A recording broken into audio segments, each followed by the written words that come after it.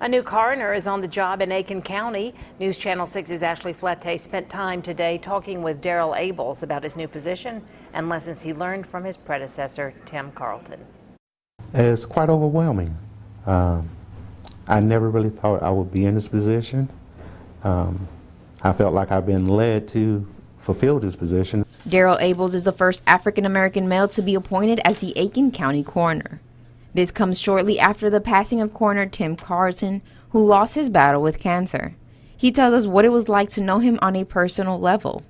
I could probably instill some of those lessons that I gathered from Coroner Carlton and maybe try to instill some of those values into my kids. And regardless of who is in the chair, he says the work still gets done with the same morals. My lead is being diligent and being caring and compassion. Abels was born and raised in South Carolina, and given this, he says he wants to reach out to the community, especially the younger crowd who sometimes tend to travel down the wrong path. Maybe if they hear that from a person who deals with death all the time, maybe that could just steer them away from potentially starting down a path that could ultimately cause their death.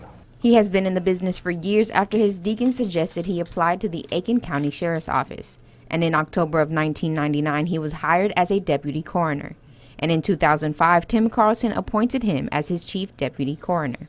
He says this job is not for the faint-hearted. The hardest part of my job is when I don't have an answer for a cause of death. But there's one thing that keeps him going. My passion of wanting to help people is what's driving me to continue to do this job.